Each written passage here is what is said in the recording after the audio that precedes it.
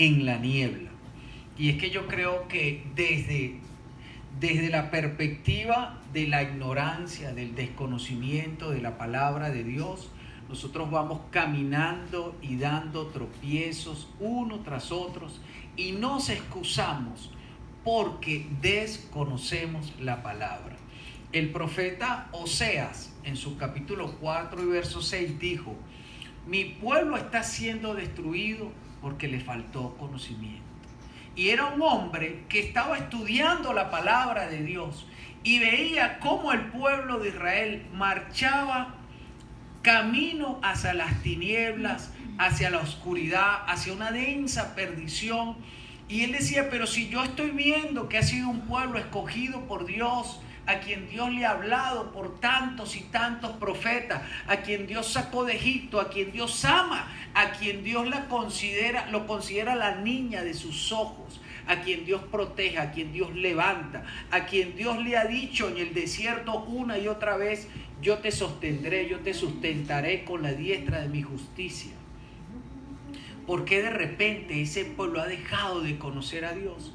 Y por eso le coloco ahí: cuando no conocemos a Dios como deberíamos, simplemente caminamos hacia destinos inciertos y nos perdemos en la niebla de nuestras propias excusas. Si algún llamado yo quiero hacerle a todos y cada uno de ustedes, es a que profundicen su intimidad con Dios.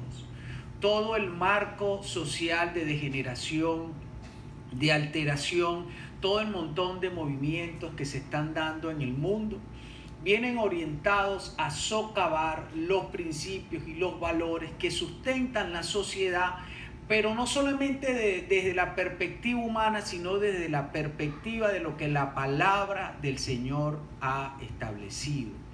El hombre edifica una y otra vez torres de Babel. ¿Qué son torres de Babel? Son cuestiones en las cuales el hombre pretende usurpar el trono de Dios. Y una y otra vez el hombre se cree completamente absoluto. El espíritu del anticristo está representado por 3 veces 6. Y es el hombre creyéndose trino, creyéndose Dios. Y así usted puede ver como en el escenario contemporáneo ya hay úteros artificiales, ya hay clones, ya hay la manipulación del ADN para que genéticamente el hombre no envejezca y la eternidad venga por la mano del hombre y no por la mano de Dios. Pero bien sabemos que en medio de la torre de Babel, que significa confusión, hubo una intervención divina que dejó claro quién era Dios, quiénes eran los hombres y cuáles son los límites de cada quien. Y lo ilimitado, grande y eterno que es el poder de Dios. Amados hermanos, yo los llamo a que en este tiempo, en estos postreros tiempos, los cuales son peligrosos, por este espíritu anárquico donde el hombre quiere parecerse a Dios y quiere darle la espalda con esta serie de movimientos a lo que su palabra establece, a que usted profundice en el conocimiento de la palabra y en la intimidad que todos y cada uno de nosotros debe tener para con el Señor. Cuando nos vamos a la palabra del Señor en Lucas 17:5, nos encontramos que en medio de ese mover tan poderoso que había a mitad del ministerio del Señor Jesucristo, los apóstoles le dicen al Señor Jesucristo: muéstranos cómo aumentar nuestra fe. Claro, está diciendo él que viene a establecer un nuevo pacto, que no es el pacto de las obras, sino que era el pacto de la fe, para que la gracia de Dios trajera la salvación. Pero también están viendo que el Señor repite mucho la palabra fe. Están viendo que el Señor le dice al muchacho que bajaron por aquella camilla una vez que rompieron el techo: tu fe te ha salvado. Están viendo que hay una mujer sirofenicia que por más de 100 kilómetros caminó alrededor del maestro reclamando, a pesar de que era gentil, la salvación, la sanidad de su hija, y el Señor le da la salvación y al final le dice: tu fe. Están viendo que un soldado romano que no creía aparentemente su sociedad en Cristo, se le aparece al Señor para interceder por el esclavo, por el siervo que tenía en su casa. Y cuando este enfermo se sana, el Señor dice: no he visto un hombre con tanta fe como esto. Entonces los discípulos le dicen: caramba, si aquí la clave es la fe, aumentanos la fe. Y mucha gente cree que la fe es como que algo mágico. Yo tengo fe. O pastor, ore por mí porque usted tiene más fe. Usted no ha dicho eso, no lo ha escuchado. O es que yo creo que a Mayoli se dan las cosas porque ella tiene fe. O a lo mejor la manifestación que vive Taija en su vida es producto de que ella tiene más fe que yo. Pastor, es que usted Dios lo usa. O es que Alexis canta así porque tiene fe. ¿Qué concepto tenemos nosotros de la fe? Como si fuera una tenencia mágico-religiosa. La hemos mezclado con nuestros conceptos supersticiosos. Y ellos le dicen: Señor, aumentanos la fe. ¿Cuántos de nosotros vivimos por la fe de otros? Porque los discípulos estaban viviendo por la fe de Jesús. Y los milagros que se acontecían a su alrededor no era por la fe de ellos. Era por la fe de la gente y era por la fe de Cristo en su Padre. Porque ¿acaso aquella mujer que tenía 12 años con flujo de sangre no se abrió camino en medio de tanta gente sin temor a ser repudiada, maltratada y aún a costa del desgaste que sufría por esa pérdida de sangre de tantos años para tocar el maestro? Y cuando lo tocó, ¿qué salió del maestro? Poder. ¿Pero por qué salió poder? Porque cuando ella extendió la mano, de ella salió fe. Ella manifestó fe. Entonces los milagros que se acontecían a su alrededor era por la fe de la gente y por la fe de Cristo. Y entonces los discípulos: no, aumentanos la fe. ¿Será que tú me tocas, pastor? ¿Será que me unges? ¿Será que me echas aceite? Y yo también tengo el mismo nivel de fe. ¿O será que el pastor sabe dónde está la tienda y no me ha dicho? ¿Será que la venden en Amazon? ¿Cómo yo tengo fe? O todo el que dice que tiene fe, ¿verdaderamente tiene fe? ¿O en qué tiene la fe? Porque la palabra dice que aquel que quiera agradar a Dios tiene que poner la fe en Dios. Entonces la fe no es solamente un asunto de que me la pongan, sino también en quién yo la pongo, hacia dónde la dirijo.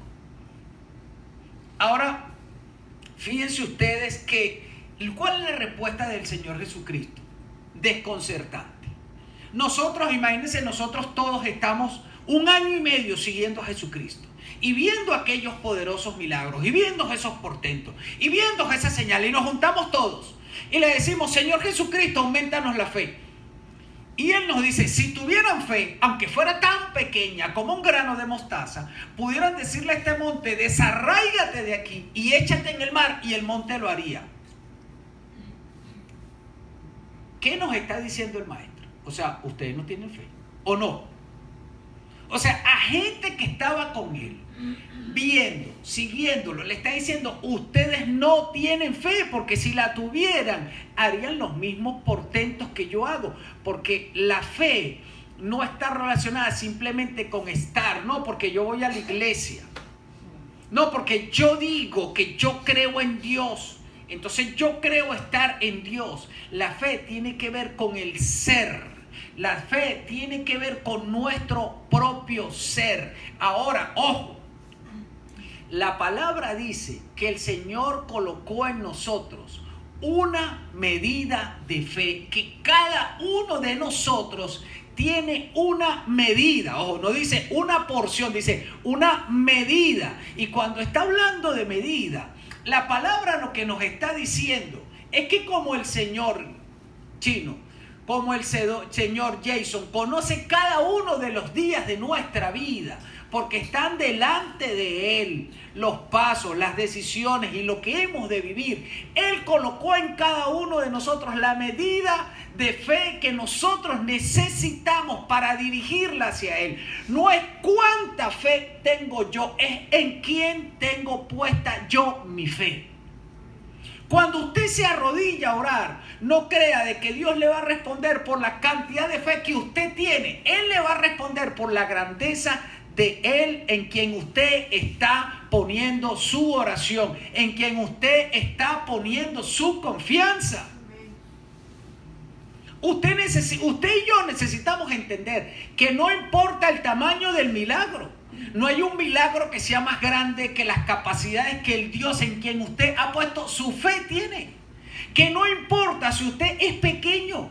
No importa, por eso Él le habla de una semilla de mostaza, porque el poder no lo da el tamaño de la fe que usted tenga, sino el Dios en quien usted pone la confianza, en quien usted pone la fe. Por eso es que desde ese punto de vista, nosotros somos más que vencedores. ¿Por qué? Porque nuestra fe está puesta en un Dios grande, poderoso, omnipotente, clemente, misericordioso, que nos amó tanto que entregó a su Hijo por nosotros.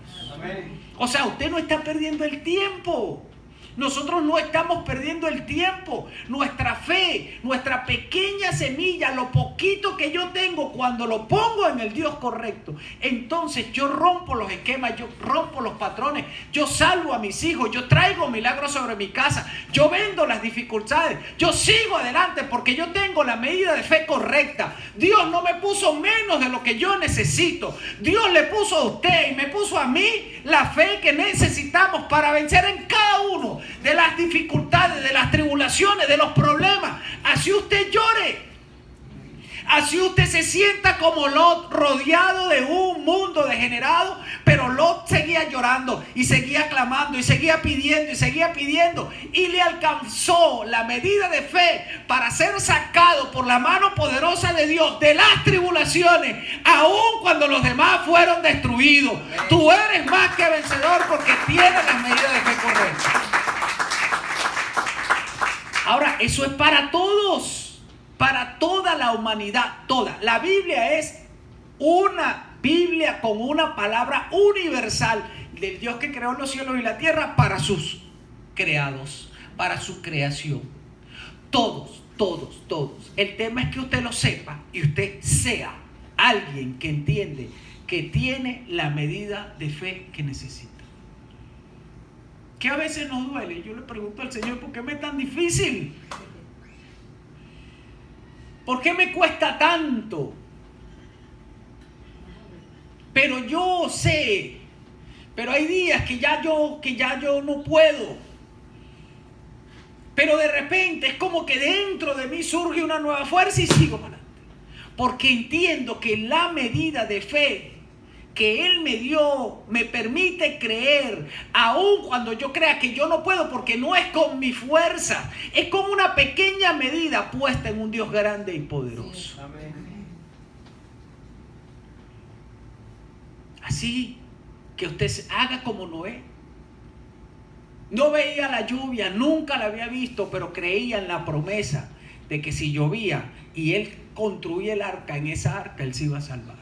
Incluso empezó el diluvio y esa barca pasó cualquier cantidad de tiempo estremeciéndose, pero él sabía que el Señor le dijo: te voy a guardar hasta que llegó el día mayor. La medida de fe está en nosotros y está puesta la medida correcta, y es una semillita y es chiquitica y es mínima, porque a veces, amados hermanos, las situaciones que vivimos, Janet, son tan tremendas que tú crees que la fe no te alcanza. Pero si es chiquitica, está puesta en Él. Está sembrada en Él. Nuestra fe está puesta en Él. Para empezar de nuevo, tu fe está en Él. Pero así te alinean las cosas. Alinea las cosas conforme a la palabra. Alineemos las cosas, alineemos nuestra vida conforme a la palabra, porque esa es la manera correcta de sembrar nuestra fe en ese campo. Por eso la fe no es estar. La fe es ser y entender que la medida correcta de fe ya está en nosotros. Ahora, lo segundo, fíjense ustedes cómo el Señor les explica a ellos el asunto de la fe con una parábola con una metáfora que nos parece extraña, porque él le dice, cuando un sirviente vuelve de arar o de cuidar las ovejas, ¿acaso su patrón le dice, ven y come conmigo? Usted sabe lo duro que es el trabajo en el campo. Y el hombre viene, el siervo viene de trabajar todo el día en el campo. Y cuando resulta que el patrón, el dueño de la casa, está sentado. Y él le pregunta, ¿será que ese patrón le dice, ven y siéntate? Ven y come aquí conmigo. No, es que el siervo es el hijo de Dios. Y el patrón, el dueño de la casa, es el Señor. ¿Qué pasa si el Señor permite que usted, sin cumplir a cabalidad con sus obligaciones, con la totalidad de su palabra, el Señor simplemente lo premia y lo recompense? ¿Qué pasa si su hijo todos los días se levanta y no tiende la cama y no lo arregla y usted igual lo premia? ¿Qué pasa si su hijo le es desobediente, le es rebelde, igual usted le da los mismos premios? Y peor, si usted tiene varios hijos, ¿qué pasa si usted premia por igual a los que hacen y a los que no hacen también? ¿No dice la palabra que el Señor al que ama disciplina, que azota a todo el que recibe por hijo? Por eso Él está diciendo aquí, para empezar, el que tiene fe tiene que entender que debe caminar en la dimensión de la totalidad del cumplimiento de sus obligaciones para con el Señor. ¿Por qué? Porque ese siervo tenía casa donde comer, tenía cama donde dormir, tenía protección, tenía custodio y tenía el respaldo de ese amo, porque en un tiempo, cuando estaban vendiendo a los esclavos en la plaza, ese padre fue y lo redimió y pagó el precio que estaban pidiendo por él. Y por eso él hoy tiene todo lo que es del padre, también es de él. Todo lo que es del amo, también él lo disfruta, porque alguien pagó el precio. Entonces ese que pagó el precio por nosotros nos demanda para que no tengamos excusas en la niebla. No, es que yo todavía fumo y el Señor tiene que entender que yo todavía fumo. Y es que yo todavía bebo y el Señor tiene que entender que yo todavía bebo. Y es que yo todavía no puedo perdonar a mi padre y el Señor tiene que entender que yo no lo puedo perdonar porque es que no me sale. Pero es que resulta que el Señor demanda de nosotros que cumplamos, que caminemos en la totalidad de su palabra para que también la totalidad de su bendición nos alcance. Amén. Por eso es que el amo le demanda, no te voy a decir que te sientes, sino que camines para que la bendición sea completa y sea total. Por eso, ¿qué pasa? Por eso pregunto ahí, ¿podía el siervo excusarse? ¿Puede usted? No, Señor, es que yo sigo haciendo las mismas sinvergüenzuras antes de conocerte, porque tú tienes que entenderme. Yo puedo decir, es que yo creo en Dios a mi manera y Dios entiende que yo voy al brujo, que yo voy al hechicero, que yo hago esto, que yo hago lo otro, y aunque Él sabe que eso no, yo sé que eso no va conforme a su palabra, igual yo sé que Dios me entiende porque su misericordia es nueva cada mañana. No, hermano. Dios demanda de nosotros una vida de orden.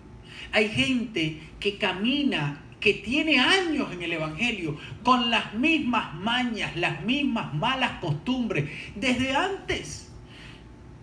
Y dicen, no, es que es un proceso. Mire, mijo, a mí no me hable de proceso. Es una determinación. Es una determinación de vida. Hay gente que todavía le da prioridad a sus culturas, sus costumbres y sus tradiciones familiares por encima de la palabra de Dios y pretende excusarse delante del Padre Celestial, quien puso a su Hijo Jesucristo. Diga, por mí el Señor Jesucristo murió en la cruz por ti. Entonces, si el Señor puso a su Hijo por ti como ofrenda por tus pecados, ¿cómo ahora tú te excusas con el Padre como si el Padre no te amara lo suficiente? Qué silencio, gloria a Dios. Dice el Señor Jesucristo, no le dirá, prepárame mi comida, ponte el delantal y sírveme mientras como, luego puedes comer tú.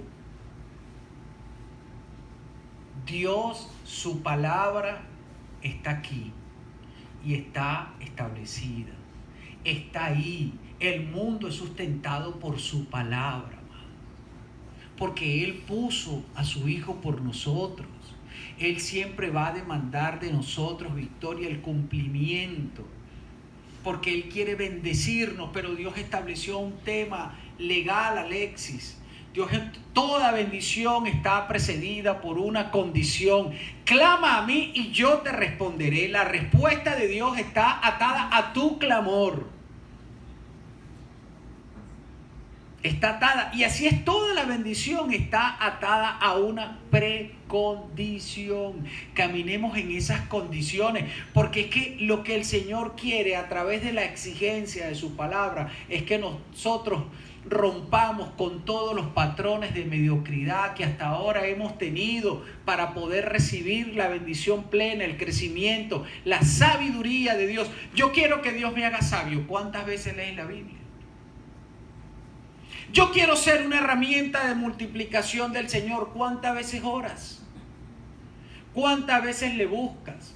¿Cuánto tiempo inviertes en tu intimidad con el Señor? Yo quiero que mis hijos crezcan y sean unos hombres y mujeres que no se dejen influenciar por todas las corrientes contrarias a lo que la palabra de Dios establece. ¿Cuántas veces a la semana oras con tus hijos? ¿Cuántas clases le impartes a tus hijos? ¿Cuántas veces te vas en la noche, le pones las manos y oras por ellos y los bendices?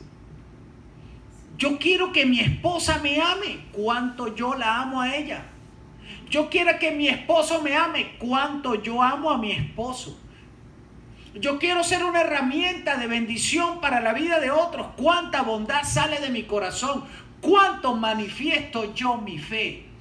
¿Cuánto la gente sabe de mí? ¿Cuánto de mis vecinos pueden decir que yo verdaderamente soy un hijo de Dios? O si ciertamente yo soy un hijo de Dios encubierto, que me quito las gafas, que me quito y saco mi carnet de identidad el domingo cuando paso de allá para acá.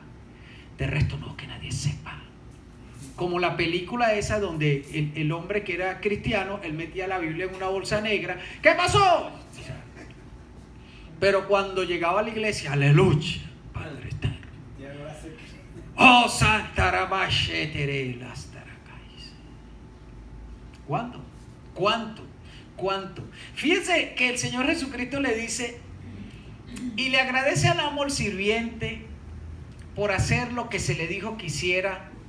Por supuesto que no. De la misma manera, cuando ustedes me obedecen, deben decir, somos siervos indignos que simplemente cumplimos con nuestro deber. Y con esto termino. Entonces, ¿cómo aumentamos nosotros la fe? Nuestra fe no se aumenta, nuestra fe tiene que ser chiquitica. Nuestra fe se fortalece por medio de nuestra obediencia a lo que la palabra de Dios establece. La fe de Cristo estaba fortalecida, estaba ejercitada, porque Él en el cielo acordó con el Padre Celestial que Él iba a venir a la tierra, se iba a encarnar en un cuerpo humano, iba a caminar orando, escuchando la voz de Dios, iba a morir por nosotros, y una vez que muriera el Padre, a través del Espíritu Santo lo iba a levantar de los muertos para que se convirtiera en primicia de aquellos que murieron, y todo el que creyera en Él tuviera vida eterna. Ese era el plan. Entonces Él se apegó a ese plan y cumplió ese plan todos los días. Los discípulos no tenían fe. ¿Por qué? Porque caminaban a la par de Cristo y estaban montados en la plataforma de la fe de Cristo, en la plataforma de la fe del que se acercó a Cristo. Pero después que quitaron a Cristo del escenario, entonces les tocó a ellos manifestar su fe, ¿o no? Porque entonces fue que el apóstol Pedro, que el apóstol Juan y que todos los apóstoles empezaron a caminar en las enseñanzas del maestro y hacer lo que el maestro decía. Y entonces Pedro empezó a sanar enfermos, empezaron a resucitar muertos, empezaron a liberar endemoniados, empezaron a traer gente que estaba completamente perdida. Pedro abrió la boca y recordó que el Señor le dijo: id y predicad el evangelio después que reciban el Espíritu Santo. Y se acordó de eso y predicó, y 4,000 se convirtieron. Ahí empezaron ellos a tener una fe aumentada, a tener una fe ejercitada. Nuestra fe en este tiempo, amados hermanos, tenemos que ejercitarla, porque es la fe. La fe es caminar en la palabra de Dios, es hablar la palabra de Dios, es pensar en la palabra de Dios, es fundamentar nuestras decisiones en la palabra de Dios, porque la palabra de Dios es la palabra del Padre. Por eso Jesucristo dijo: el Padre y yo somos uno. ¿Por qué? Porque lo que dice el Padre lo hace el Hijo, y el Padre hasta ahora trabaja y yo también trabajo. La mano de Dios no se ha cortado para bendecir tu casa. La mano de Dios no se ha cortado para liberar tus hijos. La mano de Dios no se ha cortado para abrirte puertas donde otros simplemente la tienen cerrada. La mano de Dios no se ha parado para bendecir grandemente al cuerpo de su iglesia, indiferentemente que el mundo no crea que Dios todavía hace milagros. Pero ¿qué pasa? Que el éxito de eso es nuestra fe, pero una fe que, al igual que la de este hombre, camina en la palabra y obedece a la palabra, porque la fe que se ve es aquella que manifiesta lo que la palabra dice que debe manifestar. Necesitamos tener casas donde hayan milagros. Necesitamos poner la mano sobre los enfermos y que los enfermos se sanen. Necesitamos liberar a los endemoniados. Necesitamos establecer nuevos patrones de fe en nuestros hogares. Necesitamos ser bendecidos. Necesitamos que prosperen nuestros negocios. Necesitamos ser una generación que crece y que expande la palabra de Dios. ¿Cómo? Teniendo fe, y esa fe solamente se ha de manifestar cuando, al igual que ese siervo, nunca nos cansamos de seguir haciendo lo que el Señor nos mandó a hacer. Es que no, es que ya estoy cansado, pero sigue adelante. Pero es que he pasado por mucho, pero sigue adelante. Pero es que tuve todo el día arando, pero sigue y sírvele a Dios. Pero es que tuve todo el día en la panadería, pero ora lo que el Señor te dijo. Pero es que tuve todo el día angustiada con esos muchachos, con esa enfermería, con lo que vivo, pero sigue caminando en la fe, porque la fe no quiere que usted esté dando excusas y caminando con sus excusas hacia la niebla. La fe quiere que usted sea luz, que usted sea un luminar de esta tierra. Y necesitamos fe. Y fe es que la gente se pare en la palabra. En la palabra. Necesitamos una iglesia parada en la palabra del Señor, donde entiende que la fe es creer lo que está aquí. Amén. ¿Usted quiere milagros en su casa? ¿Usted cree que la mano de Dios se acortó para bendecir? ¿Usted cree que Dios no sigue sanando enfermos, Mayoli? ¿Usted cree que su mano no puede sanar a esa enferma que usted tiene en su casa? ¿Usted cree que su oración no puede hacer retroceder la operación de las tinieblas, de ese espíritu de contención, de disensión que hay en su hogar? ¿Usted cree que su